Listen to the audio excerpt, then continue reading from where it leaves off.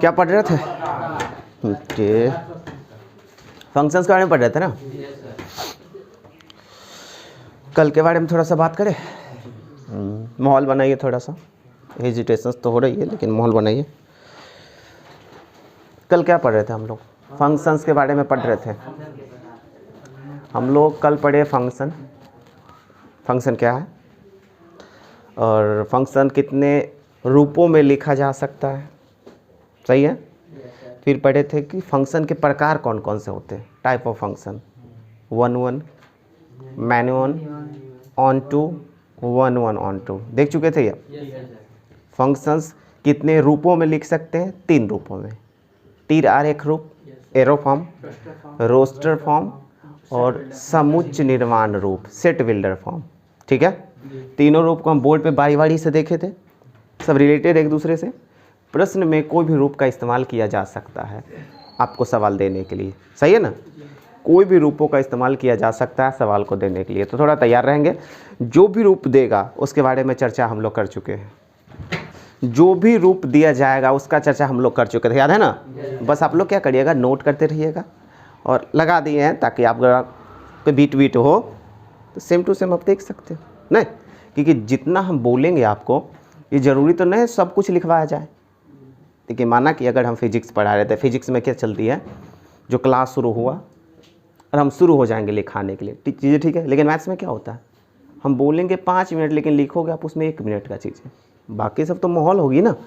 तो बाकी आप सुन सकते हैं बाद में कभी भी, आज ही क्लास में ठीक हो जाएंगे। तो हम लोग फंक्शन के बारे में देख लेते हैं। फंक्शन के कितने प्रकार हैं? 1-1, मैनी 1, ऑन टू, 1-1 ऑन टू, सही है। फिर से हम उस चीज़ों को यहाँ लिखना चाहेंगे और आप लोग इसका चर्चा करने वाले। मेरी बात को थोड़ा समझिएगा। सबसे पहले मेरी बात को समझेंगे। 1-1 फंक्शन,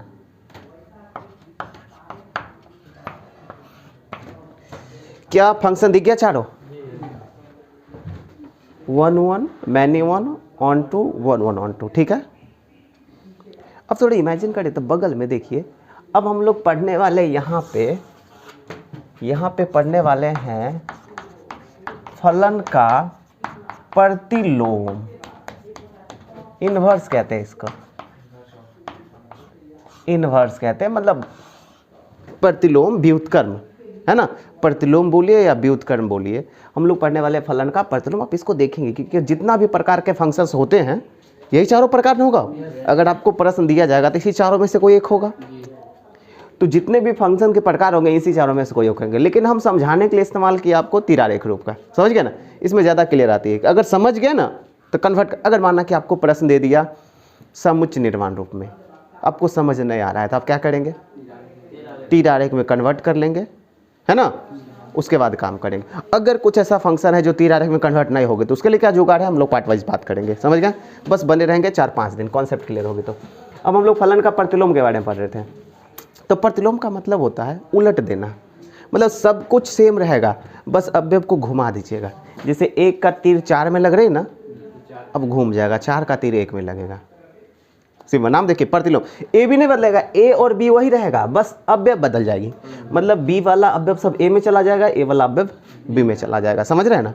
तो थोड़ा बताएंगे इसका प्रतिलोम क्या होगा, इसका प्रतिलोम क्या होगा। तो नॉर्मली अगर हम देखते हैं, यहाँ पे देखें तो ये है ए और ये है बी, और ए से बी में फलन को ऐसे लिखेंगे। गौर से देखिएगा आप लोग, ये एफ था और ये क्या हो गई, मतलब इसी एफ का प्रतिलोम किया जा रहा है। तो ए में जो है बी में जो है बदल देते हैं। तो 4, 5, 6, 7, 8, समझ रहे हैं। अब बी में 1, 2, 3 और 4 क्या किए हम, समुच्च को वही रहने दिए, सेट को, लेकिन अवयव को बदल दिए, फलन को नहीं, अवयव को बदल दिए। अब 1 का तीर 4 में है तो 4 का तीर हो जाएगा 1 में, 2 का तीर ऐसा ही हो जाएगा। अब ये तो फलन था 1-1, अब इसको देखिए आप, अब इसको थोड़ा देखिए, ये तो फलन था 1-1, इसको देखिए तो ये फलन है क्या, ये फलन ही नहीं है। फलन होने का कितना शर्त, इसके बारे में चर्चा कल किए थे, अभी नहीं किए। फलन होने कितना शर्त, सबसे पहला क्वेश्चन सही था, फलन किसे कहते हैं। तो फलन एक ऐसा संबंध है जिसमें ए का एक भी अवयव छोटा हुआ नहीं होना चाहिए और एक अवयव का एक से ज़्यादा इमेज ना बने। क्लियर था ना हम लोग का? तो ये इसको देखिए आप इन्वर्स करने के बाद, इन्वर्स करना समझ गए? इन्वर्स कैसे करते हैं? समुच्चय को सेम रखने, बस अवयव को बदल देना, ए का बी में, बी का ए में। समझ गए? तो ये देखिए, क्या ये फलन है? ये जो सहप्रांत था वो प्रांत बन गई, और जो सहप्रांत में अवयव छूटा हुआ था वो प्रांत में छूट गए, क्योंकि बदलने से ही होगा हो नहीं। सहप्रांत में जो अवयव छूटा हुआ था वो प्रांत में छूट गई, अब प्रांत में छूटना नहीं चाहिए, तो इसलिए फलन की श्रेणी से गायब हो गया। कोई दिक्कत?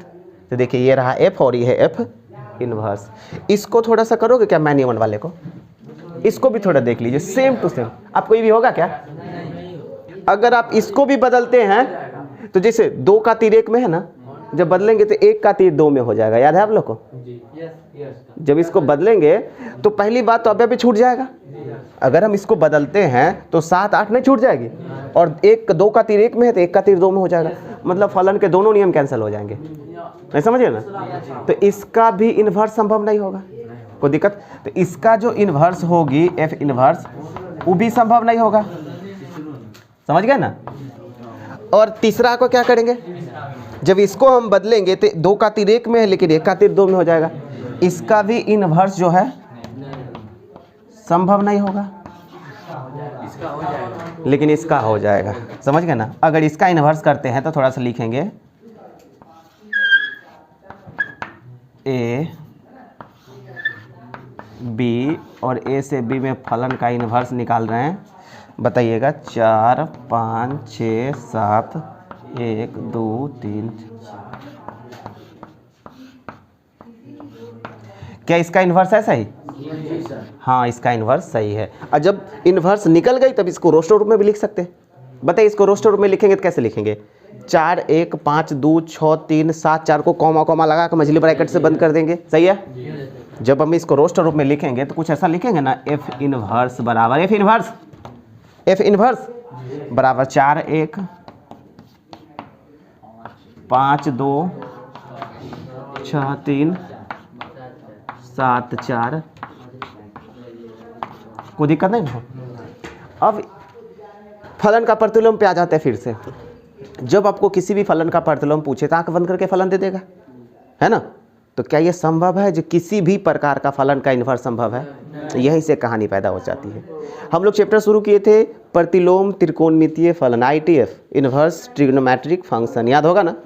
हम लोग शुरू किए थे इन्वर्स ट्रिग्नोमेट्रिक फंक्शन। आज सारा काम हम लोग फंक्शन से शुरू किए थे, अब फंक्शन से शुरू करके इन्वर्स पे चला जाएंगे। त्रिकोणमिति के बारे में 10th से आप जानते हैं। अरे भाई ट्रिग्नोमेट्रिक के बारे में 10th से जानते हैं ना? 6 निष्पत्ति होती है, sine cos tan cot sec और कोसेक। बस हम पार्ट वाइज क्लियर करने की कोशिश करते हैं। शुरुआत में ही सवाल ले लेंगे तो मजा नहीं आएगी। अरे 1 2 दिन क्लियर करते हैं। देखिए लॉजिक्स इंपॉर्टेंट होती है। जब आप किसी चीज़ को बनाने के बजाय अगर जान जाओगे तो एक बार पढ़ने से कभी भूलोगे नहीं, और यही है पढ़ने का सबसे बढ़िया जुगाड़। ये तो लास्ट में आपको पता चलेगा। 11th में नहीं पढ़ा, याद करने का कुछ समझना है ना, वो 10th में देखा होगा। जब लास्ट में हम पढ़ते जाते हैं और पीछे वाला दिमाग से निकलते जाते, जब भी पीछे वाले को नज़र मारते हैं, और ये 10th से बिल्कुल अलग आपको दिखेगी। फिजिक्स सर में अभी आपको इसलिए लोड नहीं पड़ा कि 11th में जो भी चीज़ें पढ़े किसी को रिवाइज करने की ज़रूरत पड़ा, सीधे आ गए 12th में, क्योंकि एग्जाम में नहीं होगा तो रिवाइज क्या करना। लेकिन जैसे आप रिवाइज करोगे ना, आपका दिमाग खराब हो जाएगी। 11th वाला जो सिर्फ बोर्ड के लिए पढ़ाई कर रहा है उसके बारे में चर्चा हो रही है, जो सिर्फ +2 के लिए तैयारी कर रहा है उसके लिए काम कर रहा है। अगर आप 11th वाले को पढ़ोगे तो हर एक पढ़ ही नहीं सकते हो 2 दिन से ज़्यादा, कि जैसे किताब पलटोगे कुछ पल्ले ही नहीं पड़ेगा, पीछे वाला कॉपी में लिखा हुआ दिमाग में गायब है। तो इसलिए रिवीजन का मतलब अभी समझ नहीं आ रहा है आप लोगों को। लेकिन 12th में तो ऐसा नहीं होगा। 12th में तो एग्जाम देनी है ना, तो इस चीज़ों को थोड़ा ध्यान देंगे। तो इसके लिए कुछ ऐसा चीज़ें करें ताकि बाद में जो कॉपी पलटे ना तो चीज़ें क्लियर होता है, कहानी जोड़ा हुआ नजर आए। आइए बात कर लेते हैं फलन का प्रतिलोम के बारे में पढ़ते हैं। अब देखिए किस प्रकार के फलन का प्रतिलोम संभव है। एक ऑब्जेक्टिव क्लियर हो गई है ना। देखो ऑब्जेक्टिव ऐसा देगा, एक फलन ऐसा देगा, एक फलन जो है व्युत्क्रमणीय है। इन्वर्स वाला मतलब आपको प्रश्न रहेगा किस प्रकार का फलन व्युत्क्रमणीय होता है, मतलब जिसका व्युत्क्रम निकाला जा सके। हिंदी में किस प्रकार के फलन का व्युत्क्रम निकाला जा सकता है, और ऑप्शन आएगा ABCD। क्या मारोगे? फिक्स होगा ऑब्जेक्टिव। देखो क्वेश्चन बैंक पलट के भर ले रहता है, नहीं समझ रहे हैं ना? निम्नलिखित में से किस प्रकार का फलन व्युत्क्रमणीय होता है, मतलब व्युत्क्रम जिसका निकाला जा सकता है, या ऐसा होगा निम्नलिखित में किस प्रकार के फलन का व्युत्क्रम संभव होता है? Option A B C D. समझ गए? तो मार दोगे 1 और 2। क्यों होता है क्यों नहीं होता समझ में आ गया ना? कहानी समझा दोगे उसको? तो अभी तक हम समझे किस प्रकार के फलन, क्या सभी प्रकार के फलन का व्युत्क्रम संभव है? नो। तो किस प्रकार का? 1 और 2। क्लियर है? समझ गए ना? मतलब अगर किसी भी प्रश्न का व्युत्क्रम आपको दिखाया जा रहा है, इसका मतलब जरूर वो फलन 1 और 2 होगा। अब इसको ऐसे समझिए ना, अगर आपको हम एक फलन दे और वो व्युत्क्रम फलन है, जैसे हम आपको बताएंगे, हम आपको एक फलन देंगे प्रतिलोम त्रिकोणमितीय फलन, मतलब फलन जो दे रहे हैं वो फलन नहीं दे रहे हैं, प्रतिलोम दे रहे हैं। तो त्रिकोणमितीय फलन कैसा है? मतलब अगर आपको एक फंक्शन दिया जाए और वो फंक्शन इन्वर्स है, क्या दिया गया? किसी का इन्वर्स है, मतलब जिसका इन्वर्स है वो कैसा फलन होगा? पल्ले पड़ेगा। मतलब अगर हमें एक फलन दिया जाए और बोल दिया जाए जी ये फलन है इन्वर्स, तो वो जो फंक्शन इसका जो था पप्पा, नहीं समझ रहे का? आपको जो इन्वर्स दिया गया वो किसी का नहीं इन्वर्स दिया गया, तो वो क्या था? वो जरूर 1 और 2 होगा।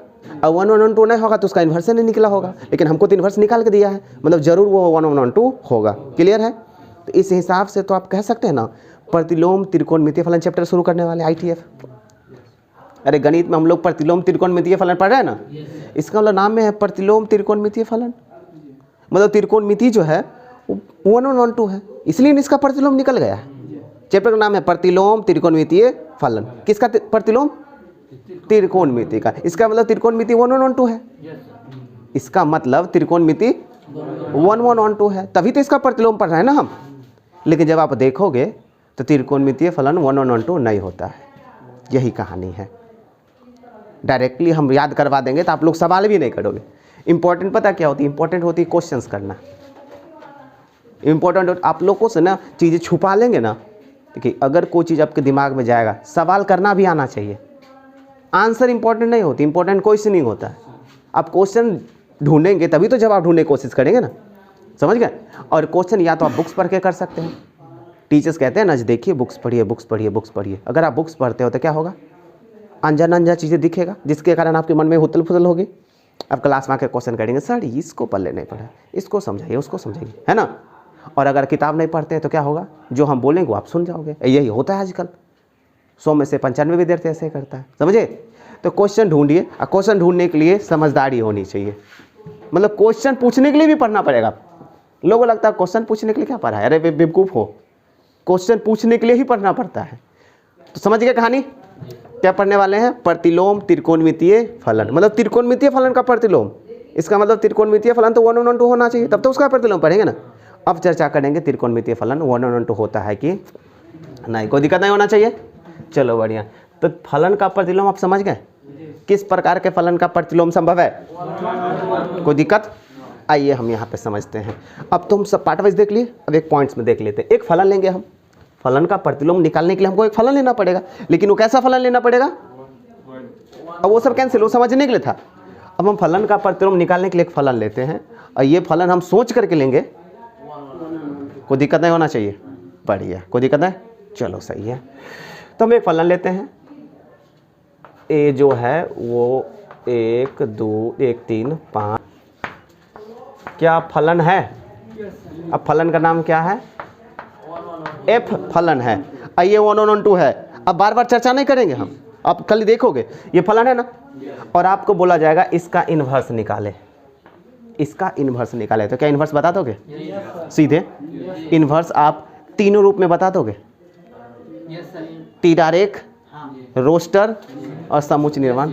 समुच्च निर्माण नहीं बताओगे, चर्चा करेंगे हम लोग पार्ट वाइज, है ना। फिलहाल इस रूप, अरे भाई हो जाएगा, लेकिन टेंशन मत लो, अभी नहीं होगी। हम कह रहे हैं नहीं होगा तो हो जाएगा, हम ही कह रहे हैं नहीं होगी। एफ इन्वर्स ही बताओ, रोस्टर रूप में बताओ। 1 4 है,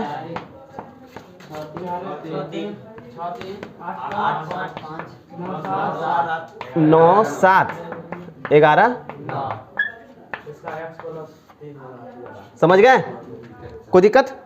प्रांत परिषद सह प्रांत बता दोगे? अगर बोला जाएगा इस फलन का प्रांत क्या है, सहप्रांत क्या है और परिसर क्या है, तो बता दोगे आप? टोटल ए को प्रांत और टोटल बी को सहप्रांत, समझ गए ना, है ना?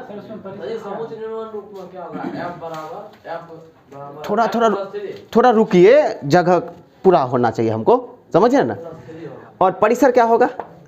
4 6, मतलब कुल मिलाकर के परिसर को भी टोटल बी को परिसर कहिए, बी भी टोटल परिसर। क्यों बी टोटल परिसर? क्योंकि ये जो है 1 1 on 2 है। अब 1 1 on 2 में बी में एक भी छूटा हुआ नहीं होता है। ये कैसा फलन है? 1 1 on 2। अब 1 1 on 2 का जो सहप्रांत होता है उस सब का सब कनेक्टेड होता है परिसर से, मतलब जो सहप्रांत वही परिसर, समझे ना? बाद में आपको सिद्ध करने के लिए सारी चीजें ध्यान रखनी पड़ेगी। आपको प्रश्न देगा, अभी तो हम लोग सिर्फ फलन को पहचानना कर रहे हैं, हम अभी हम क्या कर रहे हैं, बस सीख रहे हैं कि जो फलन को पहचानना सीख रहे हैं। अब पहचान लोगे और लोग कहेगा सिद्ध करके बताओ, मतलब पहचानना सीख रहे हैं अभी। लेकिन अब क्या करेंगे, पहचान लिया आप, ये तो तुमने पहचान लिया, हमें समझाइए सिद्ध करना क्या होता है। क्या होता है सिद्ध करना? जो चीज़ हम जानते हैं उसको दिखाइए। रूट 2 एक अपरिमेय संख्या 10th में नहीं देखे थे हम? सबको शुरू 9th से पढ़े थे, रूट वाला संख्या जिसका पूर्ण वर्ग न अपरिमेय संख्या होती है, याद कर लिए। लेकिन अब सिद्ध करके बताइए हमको। सिद्ध करना मतलब वो चीज़ जिसको हम जानते हैं, बस हमें दिखाना है गुणधर्म का इस्तेमाल करके, प्रॉपर्टीज़ का इस्तेमाल करके, अपने ज्ञान का इस्तेमाल करके, प्रमाण देके, है ना, सबूत देके। तो इन सारी चीज़ों के बारे में चर्चा करेंगे, थोड़ा बने रहे फिलहाल, कोई दिक्कत नहीं। तो अभी हम लोग एक चीज़ देखें, मात्र एक छोटा सा चीज़ देखें, लेकिन बातचीत बहुत की है। फलन का प्रतिलोम। तो किस प्रकार का फलन का प्रतिलोम होता है? जो 1 1 on 2 हो। क्लियर ना है ना? अब प्रतिलोम कैसे निकलते समझ में आ रहा है ना? छोटा सा ये लिखेंगे आप लोग, समझ गए ना? अब कहानी बनेगी बढ़िया से, खाली करिए। अब आते हैं त्रिकोणमिति पर, चैप्टर शुरू करते हैं। पहला क्लास में चर्चा हो चुकी थी, हम लोग त्रिकोणमिति शुरू करेंगे। लेकिन +2 का जो त्रिकोणमिति है उसका चैप्टर का नाम है इन्वर्स त्रिकोणमिति फंक्शन, ITF कहते हैं इसको शॉर्ट में, इन्वर्स ट्रिग्नोमेट्रिक फंक्शन, ITF कहते हैं शॉर्ट में, कोई दिक्कत नहीं। और हम ITF शुरू करने से पहले 2 दिन क्लास खाए आपका फंक्शन से लिए। चैप्टर शुरू करने से पहले हम आपका 2 क्लास खाए सिर्फ फंक्शन समझाने के लिए, समझ गया ना? तो क्या फंक्शन क्लियर हो पाई? फंक्शन क्या है, फंक्शन कितने रूपों में लिख सकते हैं, फंक्शन के प्रांत परिसर क्या होते हैं, सहप्रांत क्या होते हैं, फलन इन्वर्स कैसे निकलती है, किस प्रकार के फलन का इन्वर्स निकलती है, क्लियर है सब, है ना? तो फलन के बारे में थोड़ा चर्चा की है, ध्यान रखिएगा, कहानी जुड़ेगी, समझिए? लॉजिकली है मैथ्स में, तो इसीलिए कहते हैं कॉपी बनाए, कॉपी में सारा छोटा छोटा चीज़ें जो क्लास में पढ़ाया जाएगा लिखते रहे। अब देखिए आपको मजा आ जाएगी। 2 मंथ पढ़िएगा ना तो आपको लगेगा गणित बहुत ईजी है। गणित को कभी भी आप ऐसा मत बोलिए, ईजी मत बोलिए, अन्य टफ बोलिए। गणित को बोलिए इंटरेस्टिंग, रोचक सब्जेक्ट है। मजा आने लगा तो ईजी क्या टफ क्या। तो गणित को आप न ईजी बोलेंगे ना टफ बोलेंगे, इंटरेस्टिंग बोलिए उसको, समझ? तभी हम लोग बात करते हैं। इन्वर्स ट्रिग्नोमेट्रिक फंक्शंस, क्या फंक्शन के बारे में थोड़ा समझ गए? फंक्शन क्या होती है, फंक्शन क्या होती है? तो अलग अलग परिभाषा फंक्शन का था। नॉर्मली ये बुक्स के ही हैं, सब अब समझने के लिए खुद से। फंक्शन को कह सकते हैं ऐसा समीकरण जिसमें 2 चर हो x y, उसको हम लोग फंक्शन कहते हैं, समझ गए ना? x का मान जो डालते हैं उसको प्रांत कहते हैं, जो निकलता है उसको परिसर कहते हैं, याद है ना? फंक्शन को अलग अलग रूपों में लिखा जा सकता है, तीरारेख रूप, रोस्टर रूप, समुच्चय निर्माण रूप, है ना? अगर x y हमको दिखने के लिए मिलता है तो समुच्चय निर्माण रूप में मिलता है, कोई दिक्कत? ठीक है, बढ़िया है। और मान जहाँ से रखते हैं उसको प्रांत, जहाँ से निकलता है उसको सहप्रांत, और जो निकलता है उसको परिसर, क्लियर है? बढ़िया। अब हम लोग इन्वर्स ट्रिग्नोमेट्रिक फंक्शन पढ़े, तो इन्वर्स वर्ड को तो हटा ही दो।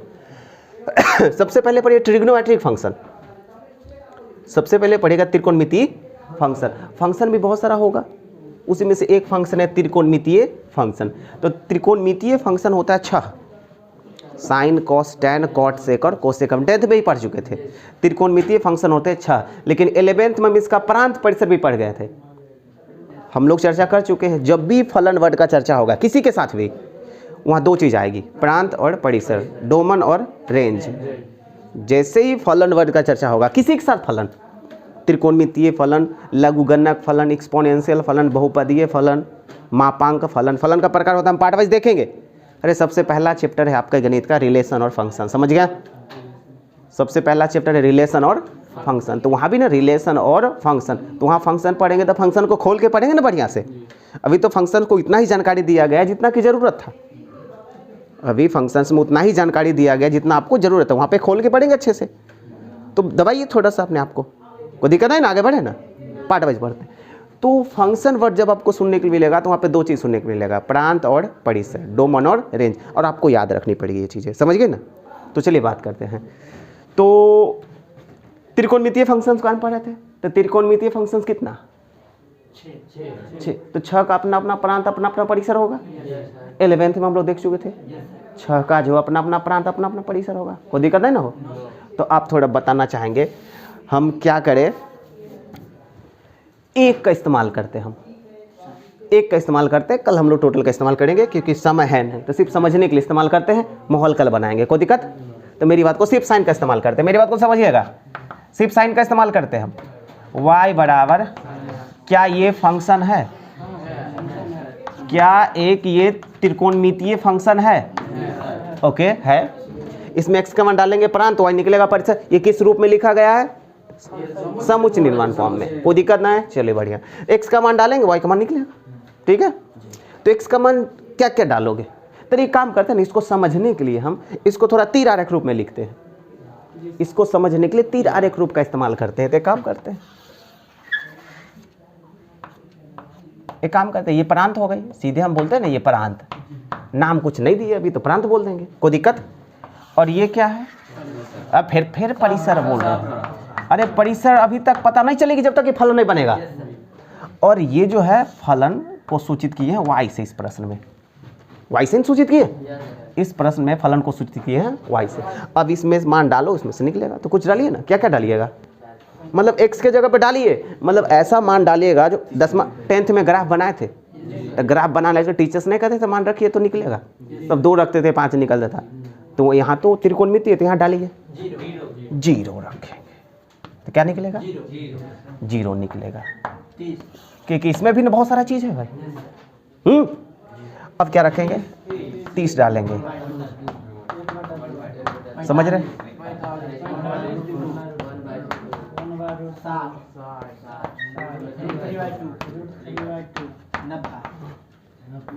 नब्बा, सही है, वो इतना ही रखते हैं। 120 रखिए। क्या 120 का मान पता है ना? क्या 90 के बाद वाला मान पता है? गलत जवाब। 120 जो है वो दूसरा चतुर्थांश में है। 120 जो है ये 11th की चर्चा, अब इसका भी चर्चा करेंगे, टेंशन मतलब ये हम जब पता है से भूल गया है, इसका भी चर्चा करेंगे 2 क्लास। 120 दूसरा चतुर्थांश में, और साइन दूसरा चतुर्थांश में प्लस ऑल साइन टैन, याद है ना? तो 1/2 का मान भी इसमें कितना हो जाएगा? तो तल जल्दी बताइए, 1/2 होगा क्या? थोड़ा बढ़िया से, चलो हम निकाल ही लेते हैं। आप लोग कंफ्यूजन, ठीक है, डायरेक्टली हम लिख देंगे इसको। 90 + 30 लिखेंगे तो साइन 90 + थीटा कितना हो जाएगा? कॉस थीटा, है ना? कॉस 30 का मान जानते हैं, √3/2। तो 1/2 जो आप लोग पढ़ रहे थे ना, इसलिए आपके सामने निकालना पड़ा ये। लेकिन ये प्लस में ही, माइनस में कैसे? दूसरा चतुर्थांश में साइन प्लस ही होता है। अब बता √3/2 दोबारा क्यों लिखेंगे? एक बार तो लिखा हुआ है भाई।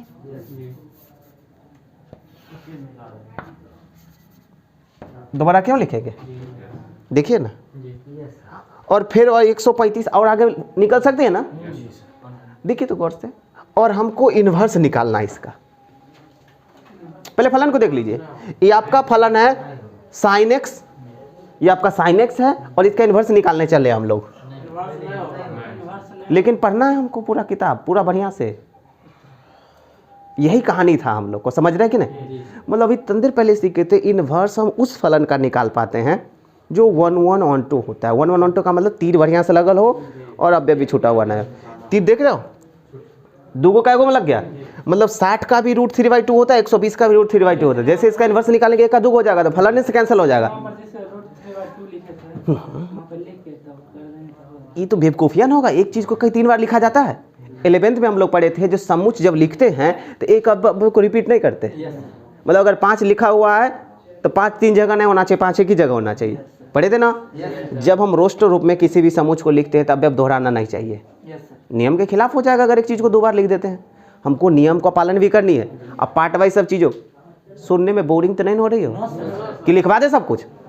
सब कुछ नहीं लिख सकते हम, सब कुछ लिखा नहीं जा सकता है, और यही लोचा हो जाती। चिल करिए क्लास में। तो क्लास में मुद्दा ये है जो हम त्रिकोणमिति का इन्वर्स पढ़ेंगे, निकालेंगे। और त्रिकोणमिति का इन्वर्स निकालने का नियम है, कानून पालन नहीं हो रहा है। इन्वर्स निकालने के लिए 1 1 2 होना चाहिए, अब फलन तो मैनी 1 हो गया है ना, तो इसका इन्वर्स कैसे निकलेगी? लेकिन इस पर निकलेगी और बड़े आराम से निकलेगी और 10 दिन तक चलेगी क्लास। अब इसको कल पढ़ते हैं, समझ गए ना, मजा आए। मेरी बात को सुनो, है ना, बड़ी इंटरेस्टिंग चीज़ है। अब इसको कल पढ़ते, मेरी बात को सुनो, लिखे कोई लिखने का है ही नहीं है, कल लिखाएगा, सुन है धड़पड़ा। अब बताते हैं इसका इन्वर्स निकलेगी, तो इन्वर्स निकलती है एक फिक्स दूरी तक, 0 से लेकर के 90 तक तो 1 1 ऑन टू रहा ना, 90 के बाद ना गड़बड़ाया है। तो हम ऐसा कहेंगे जो साइन एक्स का जो संपूर्ण प्रांत है, साइन एक्स का संपूर्ण प्रांत, संपूर्ण मतलब बहुत बड़ा, साइन एक्स का जो संपूर्ण प्रांत है उसमें साइन 1 1 ऑन टू नहीं है। नहीं समझ रहे ना, संपूर्ण ऊपर में भी माइनस के लिए जा सकते हैं, जो -30 माइनस नीचे भी जा सकते हैं पूरा बहुत दूर तक। तो साइन एक्स का जो संपूर्ण प्रांत है उसमें साइन एक्स 1 1 ऑन टू नहीं है, इसलिए संपूर्ण प्रांत में साइन का इन्वर्स नहीं निकल सकती है, लेकिन एक निश्चित अंतराल में तो निकल सकती है ना। और वो निश्चित अंतराल कहाँ से कहाँ तक होगा यही हमको पढ़ना है, समझ गया ना। 0 से ना आए, कुछ माइनस में भी होगा, है ना। अब इसी के बारे में कल चर्चा करेंगे और पूरा इन्वर्स पे लपेट देंगे, कोई दिक्कत नहीं होना चाहिए। आज की क्लास इतना ही रहेगी, मिलेंगे कल।